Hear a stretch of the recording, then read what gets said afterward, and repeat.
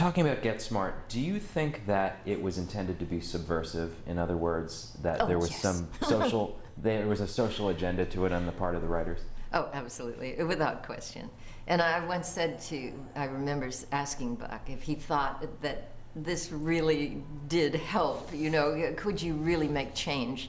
And he told me then that he felt that the only way you could make make an effective impression, make change, is through laughter.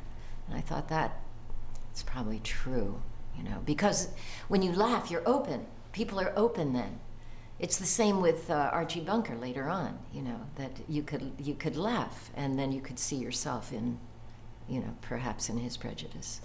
And did you get reaction from fans, or still today even, that showed that the show got through to them in some kind of social way, or just in any way? What was the reaction? No, I'm not.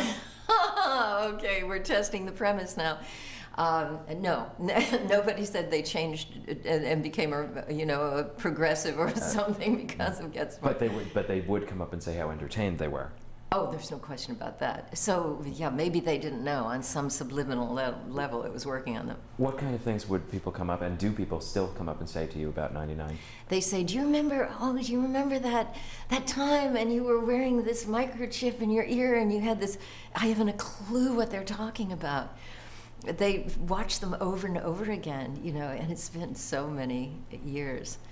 But mostly what I've gotten all these years, and it's so sweet, is just the pleasure that's in their face seeing someone associated with that show. It reminds them, it's almost like a Pavlov's dog thing. They see 99 and they smile. They see Max and they smile. And I'm so happy to have been part of, I didn't do it, I just did the role.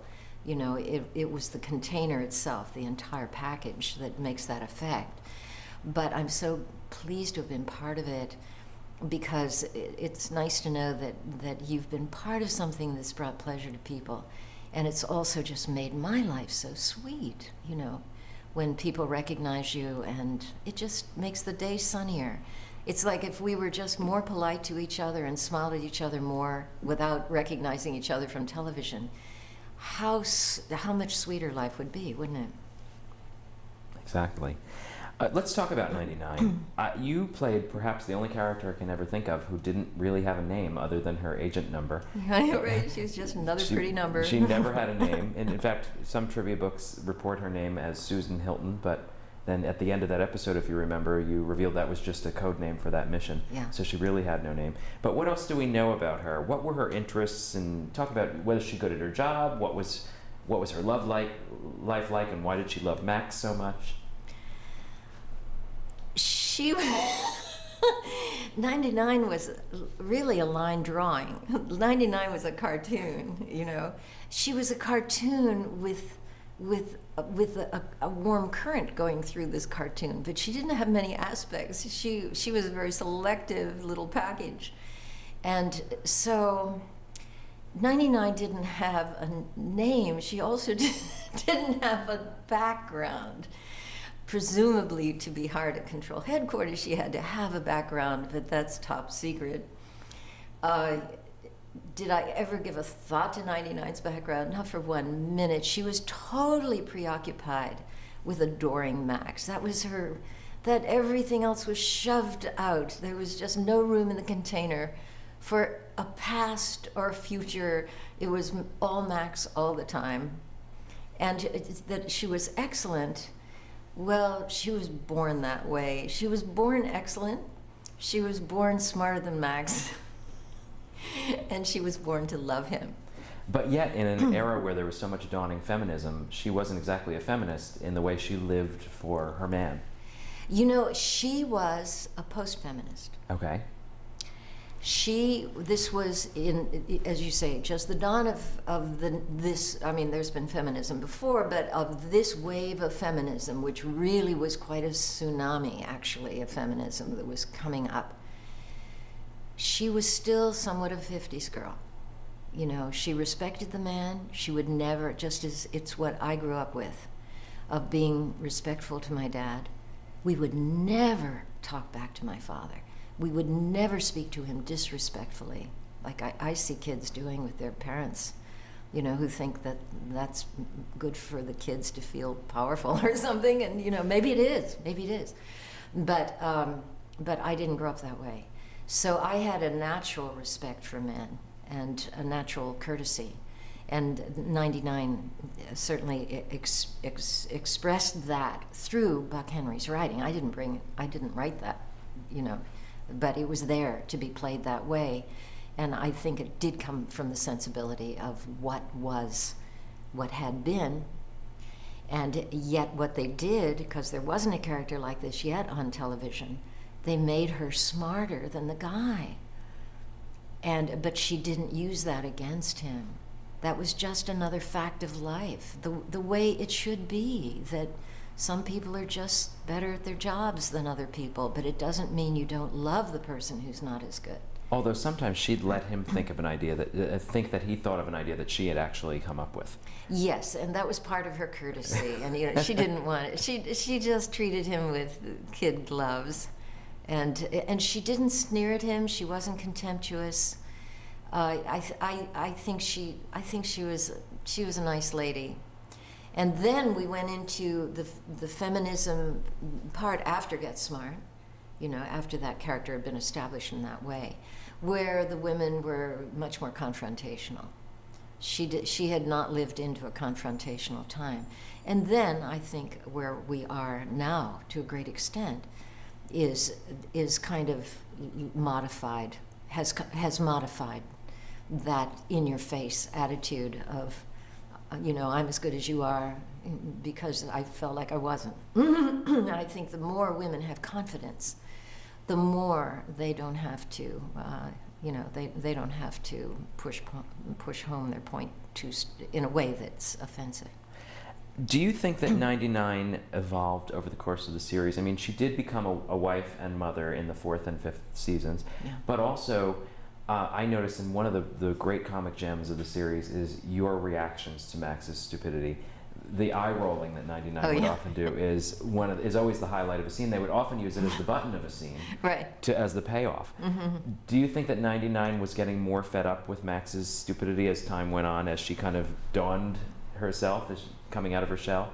I don't think she was fed up, but I think that she, and probably it was part of my own evolution at the same time, that I would play things a certain way, that as I became more confident, you know, I was in therapy, I began to feel my own self-esteem a little more, and I think that I probably, in playing the role, got a little cheekier, you know, without going too far, but sort of testing the boundaries a little bit. But they did love that. They did love that. Or Don loved me to do an in-the-camera take, where I would just, you know, just stare at the camera. And he loved that. He's the one who he started that. That was his thing.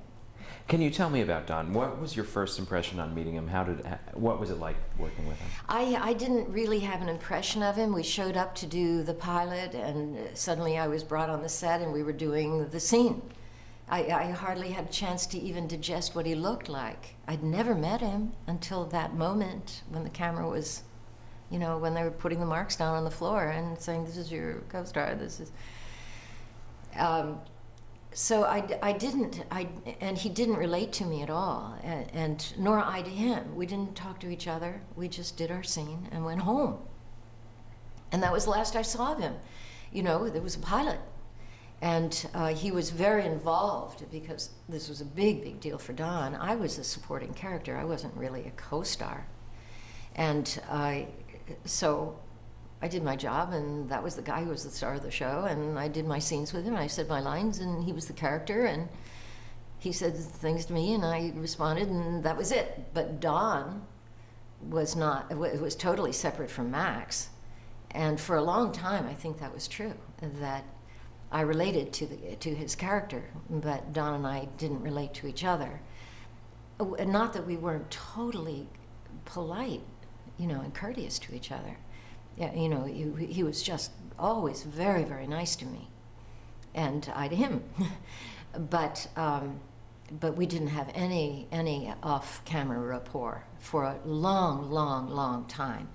And as time went on, that improved somewhat, because I knew his wife, and I knew he had a kid, and so there was a little something. And he was interested in history and poetry, and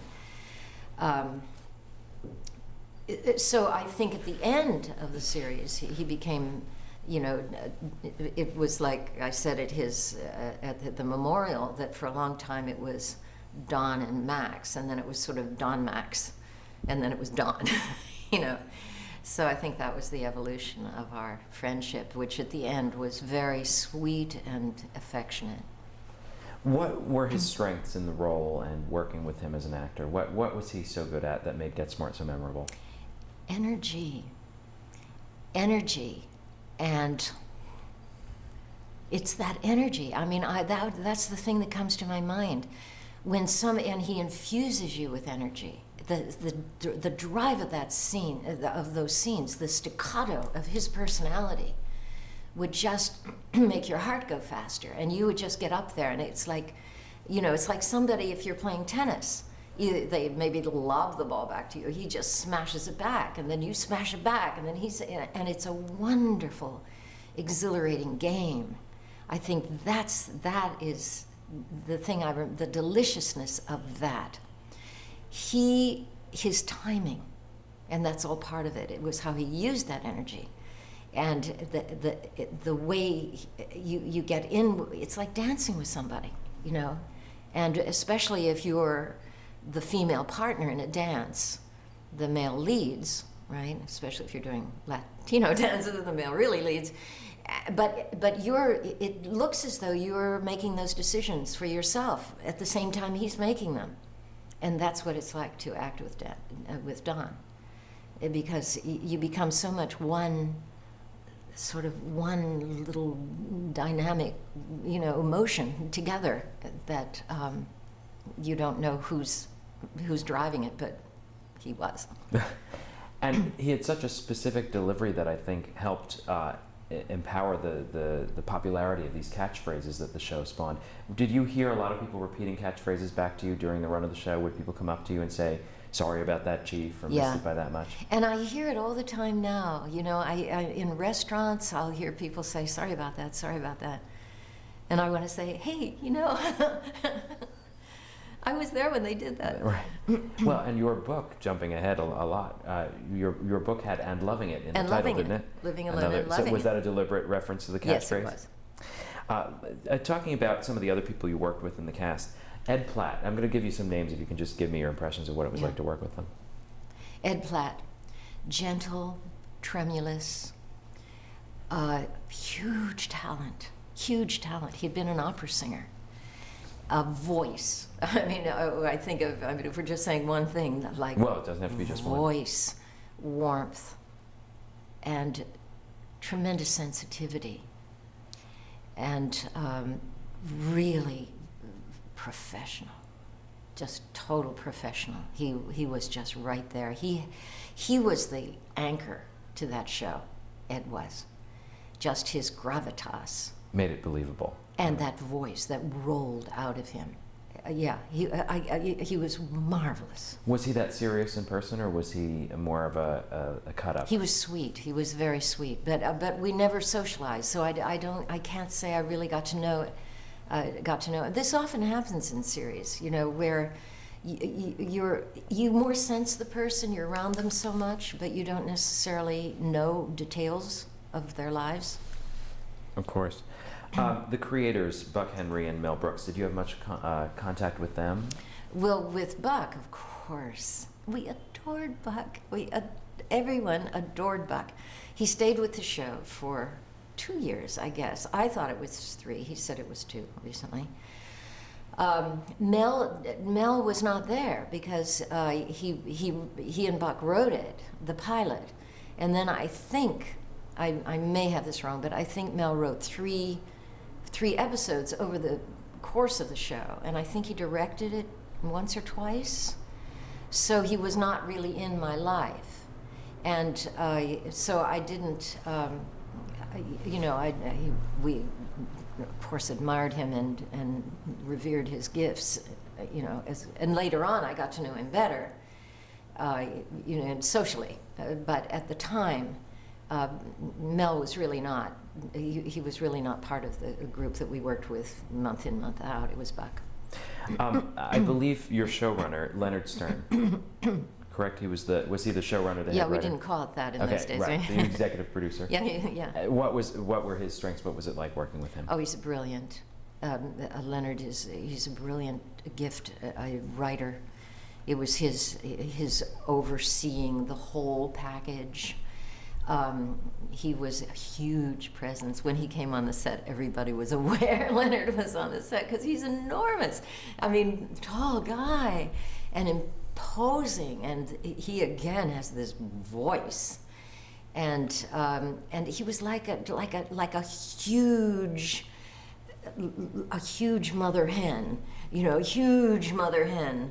And whose presence, you know, you felt these wings spreading when Leonard came on the set. And I got to know Leonard and his wife quite well during those years, and that was a great pleasure. What were his contributions to the show, would you say, his greatest? Well, first of all, they were you couldn't even assess the value. They're so valuable. I wasn't in the executive part of it. I was, you know, the hired hand down on the set.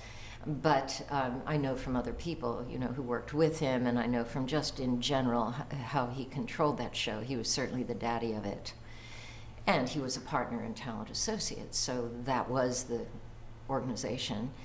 And I think his contributions were, probably the show would not have been what it was if Leonard had not been involved. Another name, Jay Sandrich. Oh, Jay, he's just fabulous. He was fabulous, because I was just new to this. I'd only been acting in television for a few months, really. You know, I'd done a few shows, but so I was a little intimidated by the whole process and the idea of being on a series. And Jay was so at home with himself and with everybody. He was so affectionate and warm, and he felt just like a brother, you know. And then, of course, he went on and did really fabulous things. I thought he was a terrific producer. And just always there. He just always seemed to be on the set all the time, and of course he couldn't have been, but I felt his presence there, and it was very comforting. Some of your recurring actors on the show, Bernie Capel, King Moody, Bill Dana, Dan Gautier. Yeah. Your impressions of working with those guys? I mean, you'd have a recurring villain, or in the case of Dan Gautier, Jaime the Robot, to work with. Could we stop for a second?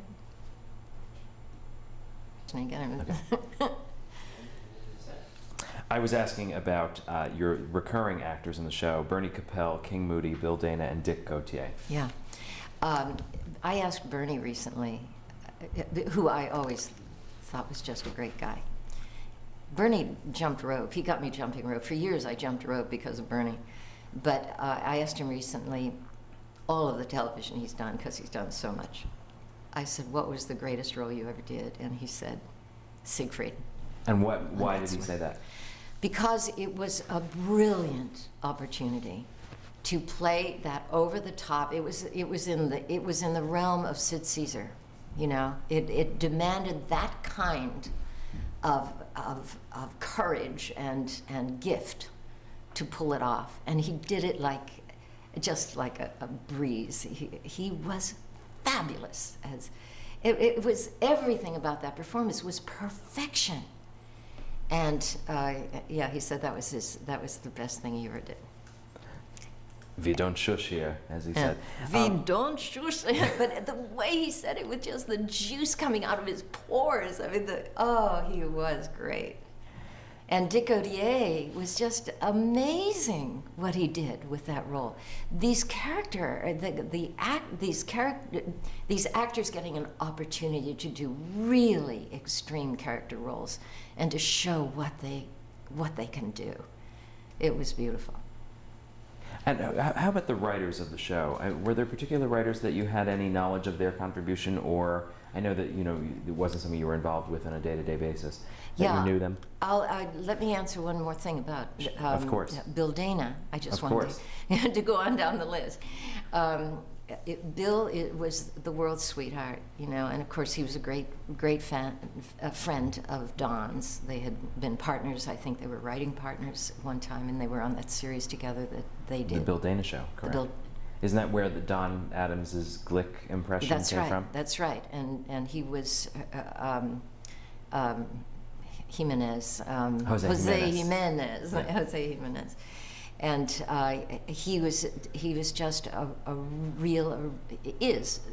so totally original and endearing, just endearing personality, and so talented. And Moody was, of course, fabulous and flamboyant. And was there another one, or was no, that everybody? That was everybody. That's okay. The writers you wanted to know. Yes. There were writing teams. They had. Yeah, I'm sure you've got all this information from someone else. I'm not sure exactly the logistics. There were at least 3 writing teams, and then Buck Henry was the story editor for the first 2 years, and so he solidified the style of the show. And I rarely met the writers. When I did, I know they'd come on the set occasionally. It was always very pleasant, but they were usually writing. They didn't have time to do anything else. But Don was very instrumental in polishing. He would know if a line had too many words in it for it to pay off with a joke. I mean, if a joke had too many lines in it, he would say the rhythm is off, or if a punchline to a joke, he would say, I can't think of it now, let's go on to do something else. And then 15 minutes later, he'd say, I got it, without thinking. It would just come up from his unconscious. So Don was really, had a lot to do with, the fine-tuning. Would you be able to do that as well? Would you be able to suggest something, if something was off about this line or something, I thought of something for 99? I was much too obedient. I did exactly what I was given. I never changed a word. I mean, that's not to my credit, I suppose, but we had such good writers, I think it's probably best that I stuck to what I was able to do. Don was very much in charge of the scripts once we were actually doing them, and certain directors as well, like Gary Nelson and Bruce Bilson. They would know when something wasn't working too, or they'd suggest business, which was always fun. But I was not inventive in those years. I was too intimidated to be, and I couldn't arrogate those things to myself. Could you tell me about what the weekly production of the show was like and the atmosphere was on the set? You would get a script, and how would it play through? Yeah, at first we rehearsed, and then we found out rehearsal didn't mean anything. I mean, we would come in the afternoon and we'd spend hours, and they'd say, well, then the camera will go here and here, and it was not an actor's rehearsal, so we were excused from rehearsing because we weren't going to rehearse lines. The nice thing about it is that when you got a script, that's what you were going to do, as opposed to 3-camera shows where they can hand you changes while you're actually shooting it, which I don't like. I like to really know what I'm doing and have it so ingrained in me that I don't have to think about it, and I can just deal with the other actor. I don't have to think about lines. So we would get the script the night before, or maybe they gave us a few days before so we could read the first draft, and then we would get changes maybe the night before or something. And I would learn my lines then and come in at 6:30 in the morning, and it later got to be 7 in the morning because I would I was very good at shaving off those things. We learned to do me very fast so I could sleep a little bit later. And breakfast, while you're getting made up and getting your hair done, and Don would come in after me because he's the star. The star comes in a half hour later, lucky devil, and the other actors come in before.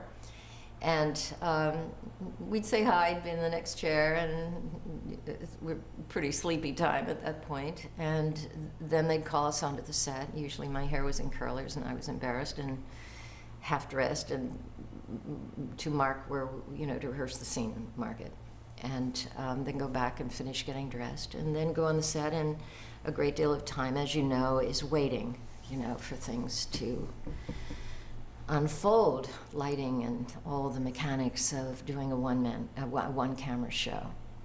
So once you're dressed and you're all set and you know your lines, and Don never rehearsed lines with me.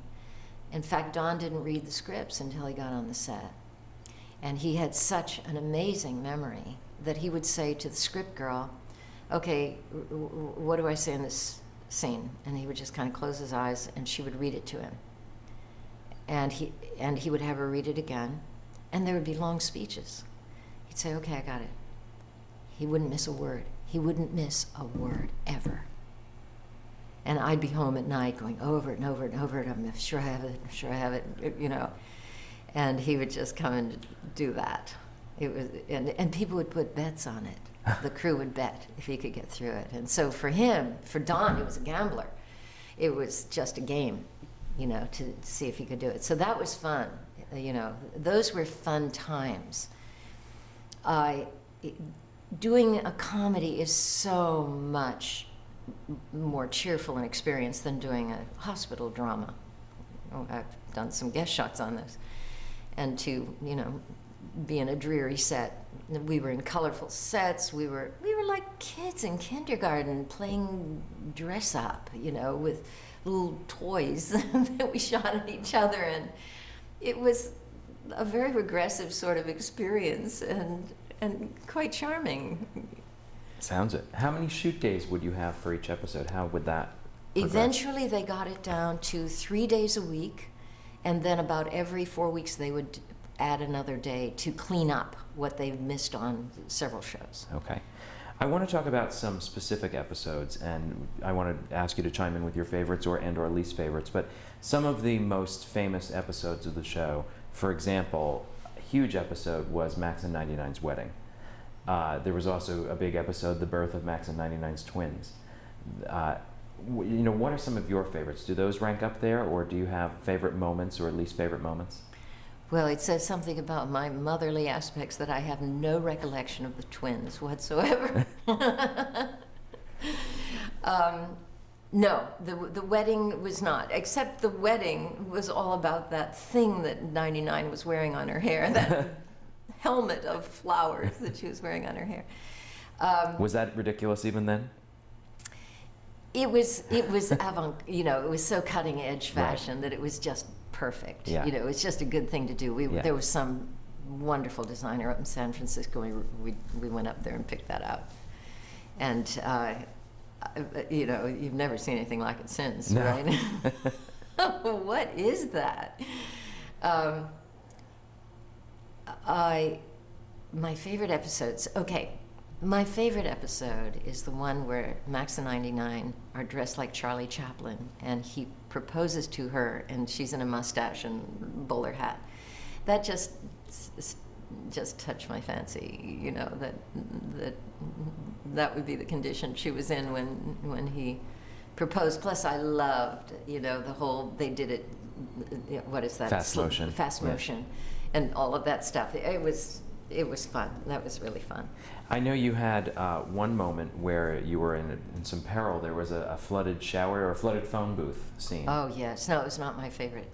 That was probably at the lower end of my favorite. Can you tell me about that, and then we'll take a break? They built a glass box that you couldn't get out of, that was way over your head, and then they put a ladder in it, and you got down in it, and the glass box is going up over your head, and then they begin filling it with water, and you're in your clothes, and the water's going up, and it's over your head, and you're paddling up and soaked, and I was wearing hair pieces, of course my hair pieces, and eyelashes, because I wore 4 pair of eyelashes. Were all wet and starting to droop, and And then when they said cut, they had to drain the water out of the thing, which they did, and then put the ladder in and we climbed up. And then as we got to the top, some water splashed on one of the lights and the whole light exploded. It was really dangerous, but nobody got hurt. But that experience was only topped by the time by the time that we went through a car wash with the top down, a real car wash with real car washing detergent, suds filling the convertible. We'll talk about that when we come back. No, let's not. Okay.